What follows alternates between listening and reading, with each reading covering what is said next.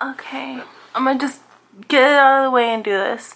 So this video has been long awaited. I've tried to do this video like a billion times because first 2 times it just didn't come out good. The 3rd time I was at school and got in trouble for talking in the silent room. Just tried to do it in my living room and then my siblings came home. Okay, so what happened was, I mean, you see my videos and I was studying.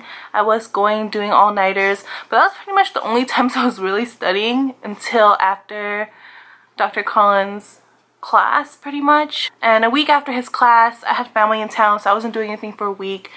And I pretty much like really like hardcore studied, like got down and did every day for about 2 weeks. And at that time, I was like, okay, sciences are most important. That's what most schools look at from the schools that I'm applying to. So I was like, okay, let's just study for biology and science first, and we'll see if we can get to other subjects.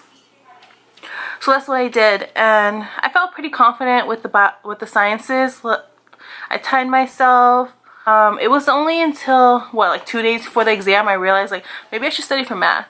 But math was always my worst subject, and it was really hard for me to study, and I never understood it, so I was just kind of like, you either know it or you don't with math. Which was probably dumb, and I should have just studied that the most since I wasn't good at it. And reading, I got down. Like every exam I did, every practice exam I did for Dr. Collins' packets, I did pretty good. I would get like 2 wrong or 1 wrong, so I was like, okay, I'm good with reading. Like that's like the easy A there. So the day of the exam, or the day before the exam, I actually decided to last minute to purchase the Pearson exams, the ones that Pearson's the people who actually provides the exams, that give the exams. I was just like, maybe I should just see how the format really is, see how it's like, because it's set up exactly the same. And yeah, I pretty much freaked out because when I did the practice exam, actually I did pretty bad on those practice exams. I was scoring in the 60s for the sciences. I forgot what I was getting. I remember reading I did really bad, and at least like, because it's not timed on the practice exams, you can time yourself, but it's not like, it doesn't skip over or anything like that. I did bad in the reading, and I think math, I didn't even like see enough questions in time for the minutes, so I pretty much freaked out. That was probably a bad idea to do that the day before the exam, but because of that, I couldn't sleep. I did not get, I think I only got like, I want to say I only got like 2 hours of sleep, but I'm not sure. Maybe like good sleep. My exam was at noon, and they say, oh, get to your exam 30 minutes early for check-in, blah blah blah. Well, what they don't tell you is that you can pretty much, like, if you're there early, let's say you're the first student there, let's say you got there at 11:30 and you were the first student. Well, there was a lot of students there at 11:30, but let's say you got there at 11 and you were the first student, you actually start early. You can, it's not like, for some reason I thought everyone was gonna go into the exam and then they were gonna be like, okay, ready, set, go, and then everybody takes at the same time, like a classroom, you know? But it wasn't like that. They took one person in at a time, and each person got to start the exam at their own time. And even though I got there 30 minutes early, I was like the second last person to go in. It was a long waiting time. Well, it felt long because I was just like, I just want to get in there and take it already, because when you get there, you're not allowed to bring in any notes. Like, I had a set of notes for me to read, and they didn't let me bring that in because they said, I don't know. I mean, it makes sense though. Oh, and they're like really strict. Like, I had like a little clip in my head, and he said, oh, that clip is too big, you need to put it in your locker. And oh, we have hair ties for you. And they took like pictures of you, and they did like fingerprints, yada whatever. Okay, so first portion was writing, and writing wasn't bad. Like, a lot of people think, I mean, even me, I was just like, how am I gonna write an essay in 30 minutes? Like, I usually give myself about a full day just to write an essay if I'm assigned an essay for school. But yeah, I felt like it was, of course, like maybe 40 minutes, 45 minutes would have been a better amount of time for me, but 30 minutes was pretty good. And the subject was relating to pharmacy, so it was easy to talk about, kind of. And then chemistry was first, and then it was biology. And these questions, since I timed myself, I'm so glad I timed myself, because it really trains you. Pretty much pace yourself when you're doing the questions. The questions were actually not that bad to me since I studied good, and I felt like I had a good enough amount of time.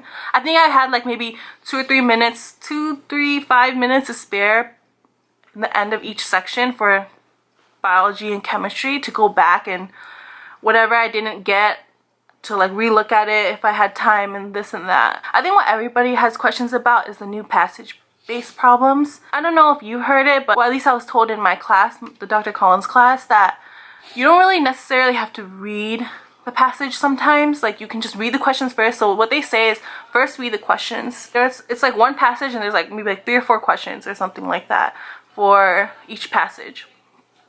So what you do first is read the questions. If you can answer it with your own background knowledge, that's pretty good. Some questions you did need to look at the passage, but I'd probably say half of it you could pretty much do it with your own knowledge. You know, I was thinking during the exam that whenever I got those standalone questions that are just like one sentence long, I'm just like, man, I can't believe people used to take this exam with like 50 of those kind of questions. Those are so much easier. Like, those are like gimme points to me because it's so easy. It's just like a sentence, you read it, it's not intimidating at all. Okay, after that it was, oh yeah, you had a break. Any chance I can pee? Like, oh, before the exam I went to go to the bathroom since I had so much time to spare. I went to the bathroom like 3 times. Like, I just wanted to make sure I didn't need to pee, because I'm just like that before every exam, even exams at school. I just make sure I need to pee, and I just kept going even though I didn't need to go, just to make sure. And during my break I was okay, I just ran to the bathroom, made sure that was done, and I didn't take my break. I feel like, how can you take a break when you just want to get done and over with? And that was kind of a mistake. I definitely wish I took a break. I think I really needed it because I was really burnt out at this. It didn't feel nerve-wracking while I was taking the test, but I definitely noticed my heart like beating fast. Maybe it was just because it was something I've been trying to take for such a long time. Next was reading, and oh my god, reading was crazy. Like, that stuff was like old English literature or something. Like, when I read the passage, I remember one of the passages, I was like, when I finished reading it, I was like, I don't even know what this passage was about. Questions were nothing like Dr. Collins, and I feel like it was actually even harder than the Pearson practice exams too. So I don't know, I definitely was not prepared for that, and I was kind of upset because I felt like the reading was definitely gonna give me points and was what gonna bring up my composite score, but it actually wasn't. That was my lowest score. Yeah, it was my lowest score. Oh, that was crazy. By that point, I was so burnt out, I just didn't even care. I started doubting my life and everything. I don't know, but after that, I just started, I know the last passage, I guessed everything. I didn't have enough time, and that's kind of how I was with a lot of the passage questions, critical reading questions. I just guessed. And math, some of the questions, yeah, I could read, like I could do. It wasn't, I can't really say much. With reading and math, I really can't give my opinion on it much because I felt like I wasn't prepared. I just went blank with those categories. And yeah, with math, I actually did not have time. I did get stuck on some questions, and what I didn't do is, when you get stuck on a question, you should seriously just skip it. Like, mark C and skip it, because you gotta know that each question is worth the same amount of points. And it's worse to like get stuck on a question, spend so much time on a question and not get it right, and then get a bunch of other questions wrong because you didn't have time to do it. So it's better just like to guess on that one, go to the next one and see what you can do. So it was 48 math questions, and I didn't see about 10 of them. The last 10 questions I guessed because I ran out of time. So that was definitely, I mean, I'm not surprised with that because math has always been a really bad subject for me. Okay, so chemistry, I got an 86. Biology, I got a 75. And reading and math, I got like really bad, like below 20s, to the point where my composite was like in the 50s. It was like really bad, and I wasn't surprised at the same time. Actually, I was pretty surprised that I even did that good in chemistry. Biology is actually a better subject for me, but I did really good in chemistry compared to biology this time around, and I think it was mainly because the biology questions were very specific. Like super specific. I don't know, I don't even think I'm allowed to say it, but it was just crazy. I was like, out of all these, I don't even think I studied that. I don't think that was even in Dr. Collins' materials. So yeah, that was very specific. He used Student Doctor Network, which I highly recommend to use if you're taking the PCAT or about to take the PCAT. It's kind of like, you know, everybody who's taking the PCAT, or some people who are taking the PCAT, they go on there just to like ask questions, and it's kind of like your classmates when after exam you want to compare, or if you have questions to help each other before, you can ask. And yeah, after I took my test, I went on there and everyone was just complaining how crazy hard the reading was.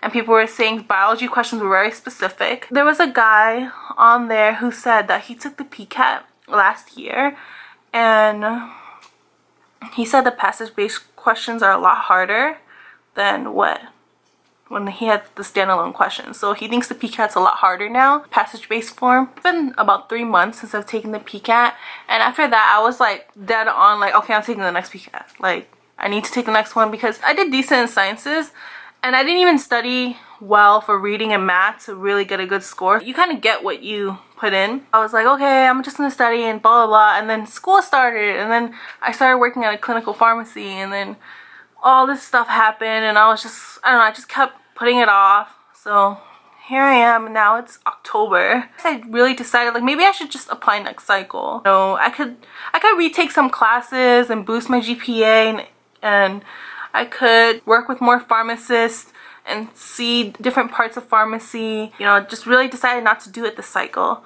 which is why I kind of just really went MIA for a little bit. But I just started working at a medication management center, and there's a lot of pharmacy students that work there as interns. And as a pharmacy technician, this is my first pharmacy technician job, I get so curious on what the pharmacy students talk about with the patients, and I just want to be more helpful. I feel like as a pharmacy technician, you can't really do much. The interns actually get to counsel the patients and talk to them about their medications, but the technicians just get the list of their medications and see how often they take it. So I was like, you know what, maybe it's time. Maybe it is. Maybe I should just give it a shot.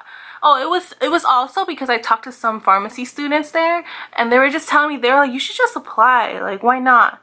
I mean, you're gonna apply next year anyway, so why not just apply now? And I've been emailing one of the advisors at the school. I went to the first school, my first choice school, and she actually told me I don't need to retake the PCAT. Well, she asked me why I got, I guess since I did pretty well in sciences, which is what they mainly look at, she said I didn't have to retake the PCAT, but I think I'm gonna retake it anyways.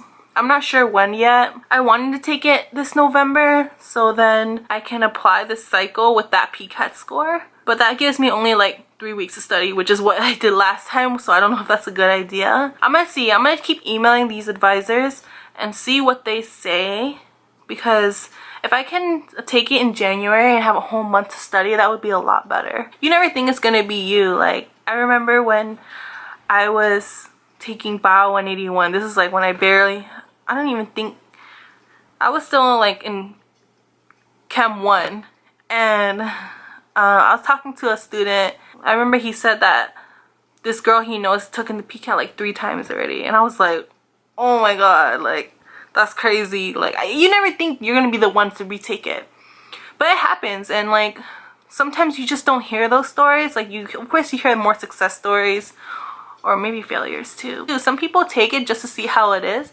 I had a friend who took the PCAT to see how it is without even studying, and I think, well, she's not doing pharmacy anymore, but I think it's good to see it too, because I read somewhere that like taking it the second time around, you'll just do like 10% better just because you're not as nervous.